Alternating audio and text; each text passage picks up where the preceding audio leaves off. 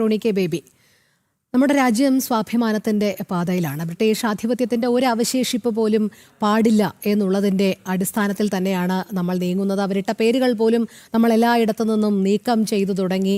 അങ്ങനെ ഭാരതം എന്നുള്ള ഒരു സ്വത്വത്തിൽ നിന്നുകൊണ്ട് മുന്നോട്ട് പോകുമ്പോൾ, ലോകം മുഴുവൻ ഭാരതത്തിൻ്റെ ശബ്ദം കേൾക്കാൻ ആഗ്രഹിക്കുമ്പോൾ ഇത്തരമൊരു വിവാദം ഉണ്ടാക്കുകയും അതിന് പിന്നിലുള്ള കാരണം തേടുകയും ചെയ്യുന്നത് തികച്ചും അപലപനീയമല്ലേ? കാരണം നമ്മുടെ പ്രതിപക്ഷ നേതാവായ രാഹുൽ എപ്പോഴും ഉയർത്തിക്കാട്ടുന്നത് ഇന്ത്യൻ ഭരണഘടനയുടെ ഒരു പുസ്തകമാണല്ലോ. അദ്ദേഹം അത് ഉയർത്തിക്കൊണ്ട് എത്ര നാൾ ഇതിങ്ങനെ പല കാര്യങ്ങളും ആവർത്തിച്ച് പ്രഹസനം നടത്തിക്കൊണ്ടിരുന്നു. നമ്മുടെ ഭരണഘടന തന്നെ നമ്മുടെ കോൺസ്റ്റിറ്റ്യൂഷണൽ ഡ്യൂട്ടീസ് പറയുന്നുണ്ട്, എന്തുകൊണ്ടാണ് നമ്മൾ പാലിക്കേണ്ടതായിട്ടുള്ള ദേശീയ ചിഹ്നങ്ങളെ ആദരിക്കേണ്ടത് എന്നുള്ളത് പറയുന്നുണ്ട്. അതൊക്കെ എന്തുകൊണ്ട് അവർ മാനിക്കുന്നില്ല? പകരം ഇത്തരത്തിൽ നമ്മൾ പറഞ്ഞതുപോലെ അതിൻ്റെ ഒരു പൂർണ്ണ രൂപം വെട്ടിമുറിച്ചുകൊണ്ട് സ്വീകാര്യമാകുന്ന തരത്തിലേക്ക് കാര്യങ്ങൾ എത്തുമ്പോൾ അത് ആർക്ക് സ്വീകാര്യമാകുന്നത് എന്നുകൂടി പറയേണ്ടതല്ലേ? ആരെയൊക്കെയോ പേടിക്കുന്നുണ്ട്, ഭയപ്പെടുന്നുണ്ട്. അതിൻ്റെ അടിസ്ഥാനത്തിലാണ് സ്വീകാര്യമായ ആദ്യ 2 സ്റ്റാൻസുകൾ മതി എന്ന് വാദിക്കുന്നത്.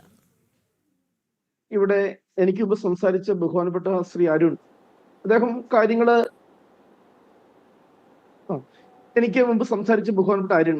കാര്യങ്ങൾ വളരെ വ്യക്തമായി തന്നെ അദ്ദേഹം പറഞ്ഞു. അദ്ദേഹത്തിന്റെ പക്ഷത്തിന്റെ ആർഗ്യുമെന്റ്. അപ്പോൾ ഈ ഡിബേറ്റില് ഒരു പക്ഷത്ത്, അല്ലെങ്കിൽ എന്തുകൊണ്ടാണ് വന്ദേ മാതരം അതിന് 6 സ്റ്റാൻസയും നമ്മളത് പാടണം, അത് ഇപ്പോൾ രാഷ്ട്രം അത് പാടുവാൻ വേണ്ടിയിട്ട് മാൻഡേറ്ററി ആക്കുന്നു എന്ന് പറയുവാനുള്ള അതിന് പിന്നിലെ അജണ്ട എന്താണെന്നുള്ളത് വളരെ വ്യക്തമായി തന്നെ ശ്രീ അരുൺ ഇപ്പോൾ പറയുകയുണ്ടായി. അദ്ദേഹം പറയുന്നു, നമ്മുടെ രാജ്യം ഒരിക്കലും സെക്കുലർ അല്ല. ആഫ്റ്റർ 1947 ഒരു വിഭജനം ഉണ്ടായി, ഒരു രാജ്യം അവിടെ പോയി, മതാധിഷ്ഠിത രാജ്യം ആവശ്യപ്പെട്ടവരൊക്കെ ഇന്ത്യയിൽ നിന്നും മാറിപ്പോയി. ആഫ്റ്റർ 1947 നമ്മൾ ഒരു സെക്കുലർ രാജ്യമല്ല, കാരണം ഒരിക്കലും ഭരണഘടന സെക്കുലർ ആയിരുന്നില്ല. പിന്നീട് അമെന്റ്മെന്റ് വഴി കൂട്ടിച്ചേർത്താണ് സെക്കുലറിസം എന്ന വാക്കൊക്കെ അദ്ദേഹം ഇവിടെ പറയുകയുണ്ടായി. ഞാൻ അദ്ദേഹത്തോട് വളരെ വിനയത്തോട് പറയട്ടെ, ഡോക്ടർ സുബ്രഹ്മണ്യ സ്വാമി, അദ്ദേഹം BJP-യുടെ സമ്മതിതനായ നേതാവാണ്. അദ്ദേഹം ഏതാനും മാസങ്ങൾക്ക് മുമ്പ് ബഹുമാനപ്പെട്ട സുപ്രീം കോടതിയിൽ അദ്ദേഹം ഒരു ഹർജി സമർപ്പിക്കുകയുണ്ടായി. അതിൽ അദ്ദേഹം പറഞ്ഞത് സെക്കുലർ എന്ന വാക്ക് ഇപ്പോൾ ബഹുമാനപ്പെട്ട ശ്രീ അരുൺ പറഞ്ഞ കാര്യം തന്നെയാണ്. ഭരണഘടനാ നിർമ്മാണ സഭ ഒരിക്കലും സെക്കുലർ എന്ന ആസ്പെക്റ്റിലല്ല ചർച്ച ചെയ്തത്. ഇന്ത്യൻ ഭരണഘടന ഒരിക്കലും സെക്കുലർ ആയിരുന്നില്ല. പക്ഷെ സുപ്രീം കോടതി അസന്നിഗ്ധമായി പറഞ്ഞത്, ആ വിധിയിൽ വളരെ കൃത്യമായി തന്നെ സുപ്രീം കോടതി പറഞ്ഞത്, ഭരണഘടനാ നിർമ്മാണ സഭയിലെ ഡിബേറ്റുകൾ, ഭരണഘടനാ നിർമ്മാണ സഭയുടെ വികാരം, അതിന്റെ കോൺസ്റ്റിറ്റ്യൂഷൻ അത് രൂപകൊള്ളുമ്പോൾ എല്ലാം അതിന്റെ വികാരം എന്ന് പറയുന്നത് ഇന്ത്യ ഒരു സെക്കുലർ രാജ്യമാണ്, അത് ഇന്ത്യൻ ഭരണഘടനയുടെ അടിസ്ഥാന തത്വങ്ങളുടെ ഭാഗമാണെന്ന് കൂടി പറഞ്ഞു. Basic structure doctrine 1973 Kesavananda Bharati കേസിലെ വിധിയിൽ പറഞ്ഞ അടിസ്ഥാന തത്വത്തിന്റെ ഭാഗമാണ് ഈ മതേതരത്വം എന്നാണ് ബഹുമാനപ്പെട്ട സുപ്രീം കോടതി പറഞ്ഞത്. പിന്നെ ഇവിടെ പലപ്പോഴും ഇവിടെ തെറ്റിദ്ധരിക്കപ്പെടുന്ന ഒരു കാര്യമുണ്ട്.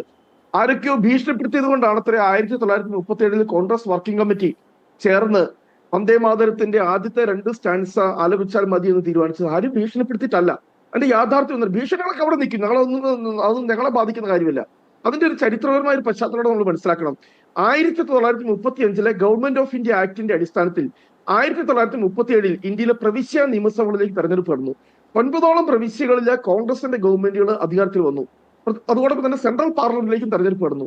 അപ്പോൾ കോൺഗ്രസിന്റെ നേതൃത്വത്തിലുള്ള പ്രവിശ്യ ഗവൺമെന്റുകൾ വന്നപ്പോൾ ഗവൺമെന്റിന്റെ ഔദ്യോഗിക ഗാനമായി ഗവൺമെന്റ് പരിപാടികളിൽ കോൺഗ്രസിന്റെ മുഖ്യമന്ത്രിമാർ വരുന്നു, കോൺഗ്രസിന്റെ മന്ത്രിസഭകൾ വരുന്നു.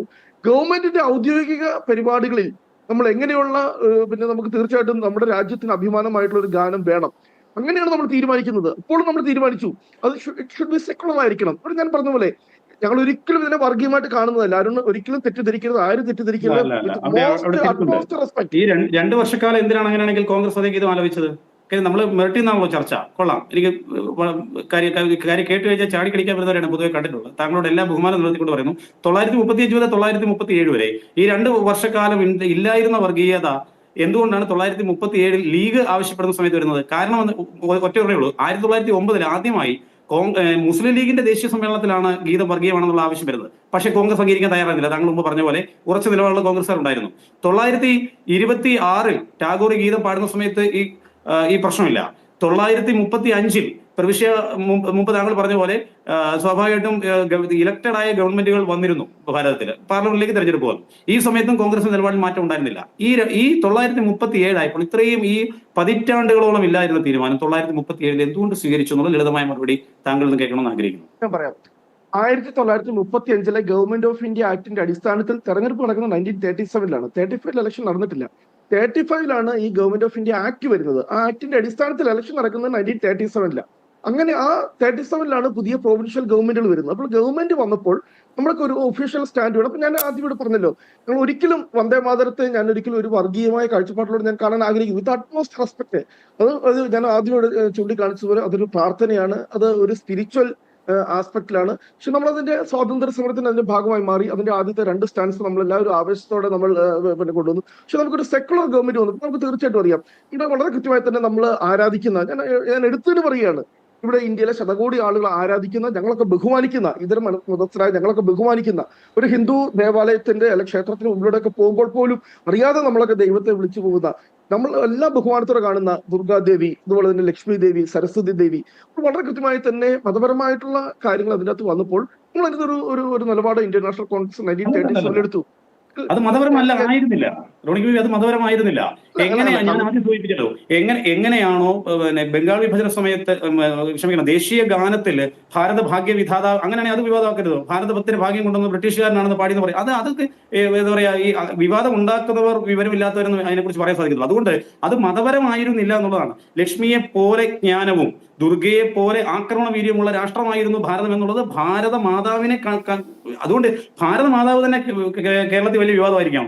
ഈ കാഴ്ചപ്പാടിൽ എഴുതിയത് എങ്ങനെ മതപരമാകും എന്നുള്ളതാണ് പ്രശ്നം. അത് മതപരമേ ആയിരുന്നില്ല. മതപരം എന്ന് പറഞ്ഞത് ലീഗ് ആയിരുന്നു. ആ ലീഗ് മതപരം എന്ന് പറഞ്ഞ സമയത്ത് ശരിയാണെന്ന് മൂളിയിരുന്നതാണ് കോൺഗ്രസ് ചെയ്ത തെറ്റ് എന്നുള്ളതാണ് ഞാൻ സൂചിപ്പിച്ചത്.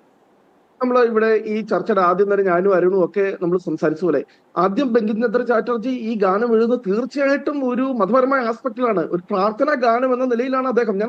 നമ്മൾ രണ്ടുപേരും അത് സംബന്ധിച്ചാണ്. ആദ്യം അത് ആനന്ദമഠത്തിന്റെ ഭാഗമായിരുന്നില്ല. അദ്ദേഹം ഒരു പ്രാർത്ഥനാ ഗാനം എന്ന് എഴുതി, പ്രാർത്ഥനാ ഗാനം എന്ന് കണ്ടുകൊണ്ട് മതപരമായ കാഴ്ചപ്പാടോടെ അത് അദ്ദേഹം എഴുതിയ ആ ഒരു ആസ്പെക്ട് ഒക്കെ വായിക്കാം. അദ്ദേഹത്തിന്റെ ഒക്കെ പുസ്തകങ്ങളിലുണ്ട്, ഞാനത് വായിച്ചാണ്. ഒരു ദിവസം രാവിലെ വലിയ ധ്യാനത്തിൽ ഇരുന്നുകൊണ്ട്, വലിയ പ്രാർത്ഥനയിൽ ഇരുന്നുകൊണ്ട് അദ്ദേഹം എഴുതുന്ന ഒരു ഗാനമാണ് പിന്നീട് പ്രാർത്ഥനാ ഗാനമാണ് പിന്നീട് ആനന്ദമഠത്തിന്റെ ഭാഗമായി മാറുന്നത്. പക്ഷെ നമ്മൾ അതിനകത്ത് ഏറ്റവും സെക്കുലർ ആയിരിക്കുന്ന, നമ്മുടെ ദേശീയത ഉൾക്കൊള്ളുന്ന ആദ്യത്തെ 2 സ്റ്റാൻസുകൾ. അതുപോലെ തന്നെ ഇവിടെ നമ്മൾ ഭരണഘടനാ നിർമ്മാണ സഭയിലേക്ക് വരുമ്പോൾ നമ്മളൊരു കാര്യം മനസ്സിലാക്കണം. ഈ 1937 കോൺഗ്രസിന്റെ വർക്കിംഗ് കമ്മിറ്റിയിലായിരുന്നെങ്കിലും അല്ലെ പിന്നീട് വന്ന ഭരണഘടനാ നിർമ്മാണ സഭയിലാണെങ്കിലും ശക്തമായിട്ടുള്ള ഹിന്ദുത്വ എലമെന്റുകൾ ഉണ്ടായിരുന്നു. പുരുഷോത്തം ദാസ് ടണ്ടനെ പോലെയുള്ള ആളുകൾ, അവരൊക്കെ